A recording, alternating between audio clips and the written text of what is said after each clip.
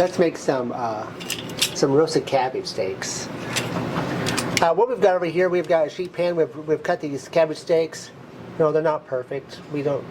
They're never perfect unless they're on some TV show. But anyway, these are going to be about half an inch to an inch thick, however you want to do it. We're going to make a seasoning that goes on top of it. We're going to start off with half a teaspoon of salt.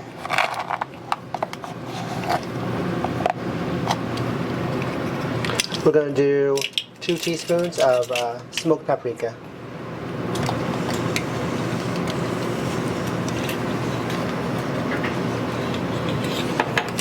A teaspoon of onion powder. And then a tablespoon of garlic. We love our garlic, so this is going to be a little bit more garlic forward. And you're going to have some of this spice left over. It depends on how many of these steaks. Since there's only 2 of us, we're not going to quite use all of this. Get that nice mix. For our steaks, we're going to take a little bit of olive oil. You can do anywhere in between 3 tablespoons up to 1/4 of a cup, depending on how many you do. But you want a nice coating on the top of these.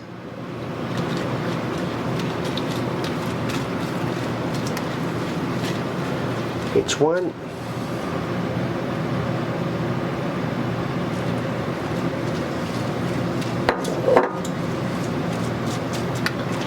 We preheat our oven to 400 degrees. Take our spice mix, just go evenly over that. You know, this is just an easier way of making a fried cabbage, and much faster. And a little bit healthier, I guess. Alright, once we get that nice coated however you want it, we're going to stick this in the oven at the 400 degrees, and we're going to bake it for 25 minutes. Ooh. There we are. Beautiful, delicious roasted cabbage steaks. Give it a try.